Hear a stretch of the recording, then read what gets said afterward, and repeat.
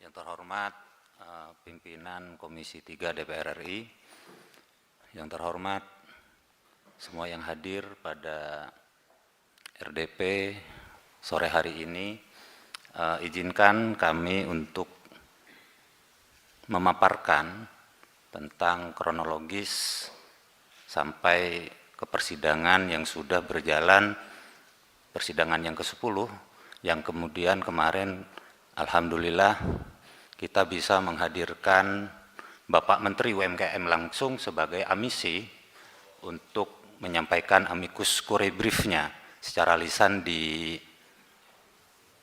persidangan di Pengadilan Negeri Banjarbaru.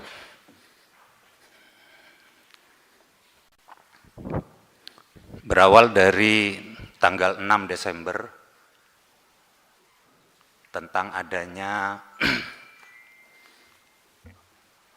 proses penyelidikan yang dilakukan oleh rekan-rekan penyidik dari Ditreskrimsus Polda Kalsel yang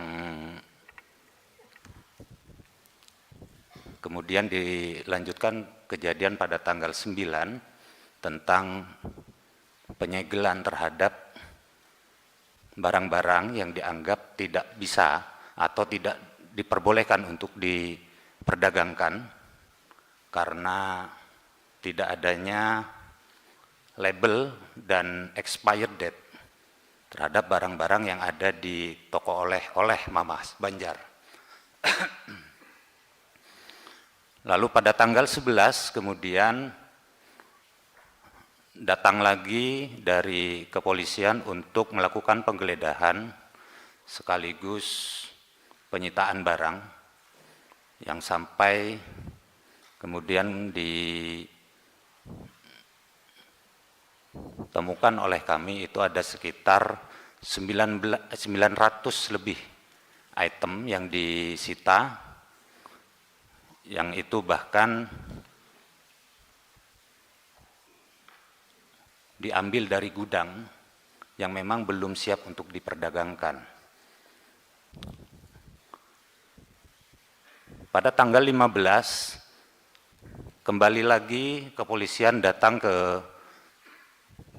toko oleh-oleh Mamas Banjar untuk melakukan revisi apa yang sudah dilakukan pada tanggal 11, dan klien kami, Firly Nur Rahim, waktu itu menandatangani berita acaranya dan menulis tanggal yang ada di situ sesuai dengan tanggal ketika itu terjadi, yaitu tanggal 15. Tetapi kemudian oleh rekan penyidik itu dicoret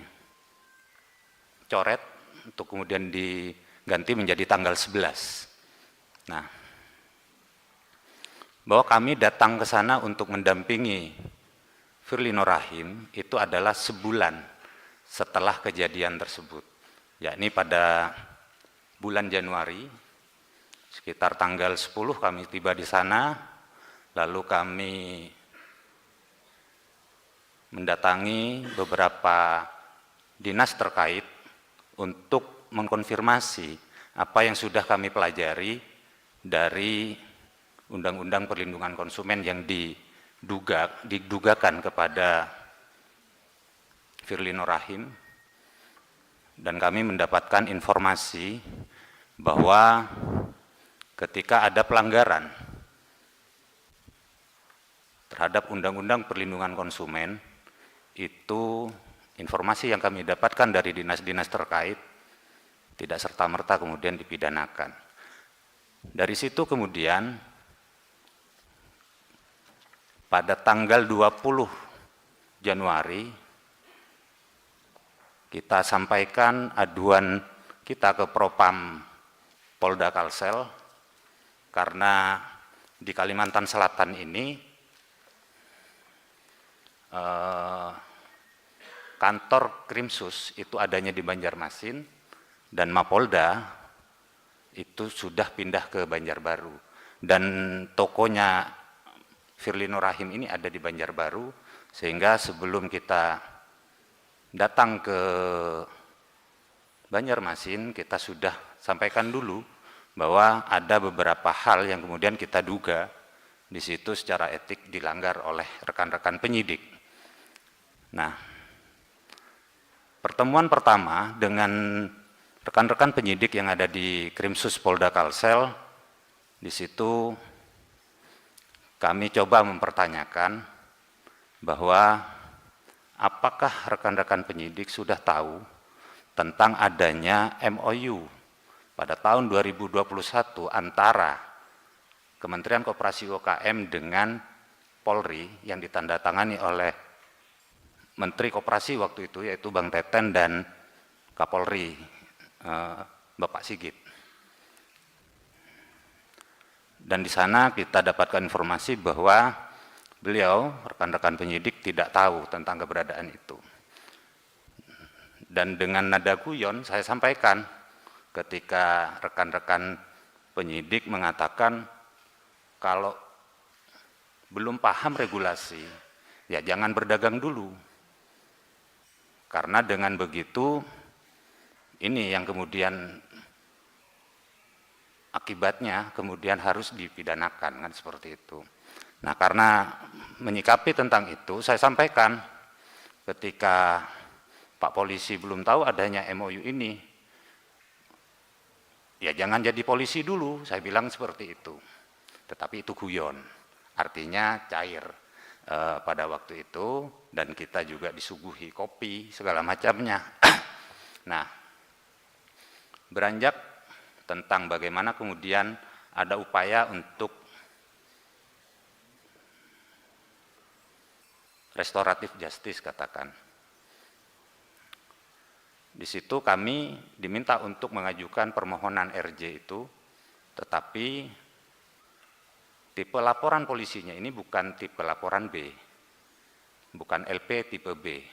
Artinya tidak ada masyarakat yang melaporkan. Ini adalah kepolisian yang kemudian melaporkan, yang menemukan, yang dapat penemuan itu pada tanggal 6 tersebut, sehingga kesulitan kemudian untuk bagaimana RJ ini kemudian dilaksanakan seperti itu. Sampai akhirnya komunikasi tidak bisa untuk kemudian permasalahan ini selesai dengan upaya RJ, sampai akhirnya pada tanggal 20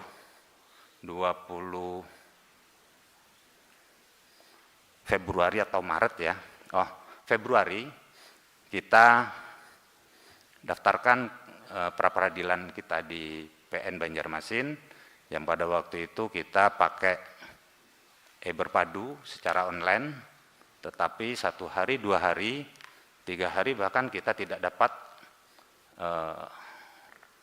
follow up dari apa yang sudah kita daftarkan, sehingga pada tanggal 24 kami datang langsung ke Pengadilan Negeri Banjarmasin untuk mengklarifikasi apakah pra-peradilan kami sudah dijadwalkan. Dan di situ kami mendapatkan keterangan bahwa ini belum bisa diproses ketika surat kuasa khusus kami belum didaftarkan di pengadilan tersebut. Nah, ini juga menjadi pertanyaan buat saya, lalu apa bedanya daftar online dengan daftar offline? Ketika saya yang dari Jember, Jawa Timur, kemudian datang ke Kalsel, yang sebelumnya kita merasa dipermudah dengan adanya e-berpadu, secara online seharusnya nanti setelah pada waktu persidangan untuk kemudian mendaftarkan surat kuasa khusus kami tersebut. Nah, pada tanggal 25 baru kemudian kami dapat jadwal, yaitu tanggal 6 Maret untuk pra-peradilan kami. Tetapi pada tanggal 25 itu Saudara Firly kemudian dilakukan pelimpahannya ke kejaksaan, yang saya kemudian juga mendampingi Firly Nurrahim di sana dan mempertanyakan ketika kami sudah dapat kabar ini akan dilakukan penahanan, saya minta surat perintah penahanannya dari kejaksaan pada waktu itu bahkan masih belum di print katanya surat perintah penahanannya, dan setelah kita tunggu ternyata juga bahkan belum diketik. Nah, hal-hal seperti ini menjadi perhatian juga bagi kami sebagai praktisi hukum, bahwa dugaan-dugaan untuk menggugurkan pra-peradilan kami itu semakin nyata ada pada kami, dan ternyata betul pada tanggal 26 untuk kemudian agar tidak disalib tanggal 6 yang menjadi jadwal kami di Pengadilan Negeri Banjarbaru, itu kami bersurat ke dua pengadilan, yaitu Pengadilan Negeri Banjarmasin dan Pengadilan Negeri Banjarbaru, untuk menghormati upaya pra-peradilan yang sedang kami tunggu, yaitu tanggal 6. Akan tetapi, kemudian ada jadwal yang muncul di SIPP, bahwa tanggal 3 pokok perkaranya sudah siap disidangkan. Nah, di situ kami sudah semakin apatis terhadap penegakan hukum ketika upaya pra-peradilan yang sejatinya adalah hak fundamental dari setiap masyarakat, ternyata dengan cara tersebut akhirnya bisa digugurkan di perjalanannya. Nah, karena upaya-upaya hukum yang fasilitas hukum yang kita pakai sudah kita maksimalkan, dan ketika kami mempertanyakan juga aduan kami ke Propam Polda Kalsel waktu itu, dengan dalih karena pimpinan Propam waktu itu sedang sibuk dalam waktu sekian bulan, akhirnya belum ada disposisi surat ke meja manapun, dan akhirnya tidak ada proses itu.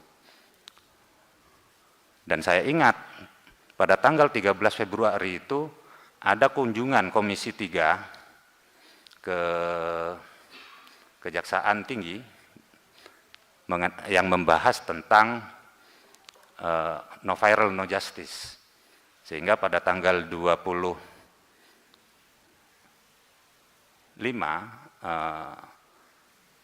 ketika hari pertama dilakukan penahanan kepada Saudara Firly dengan berat hati, kami akhirnya memakai cara itu. Nah, mungkin sampai kepada bagaimana kami datang ke Komisi 7 untuk kemudian bisa mendapatkan perhatian lebih dari kementerian, itu juga yang kami upayakan akhirnya, dan alhamdulillah dengan fasilitas amicus curiae, Bapak Menteri kemudian bersedia hadir secara lisan langsung di dalam persidangan untuk menyampaikan opini hukumnya sebagai sahabat pengadilan.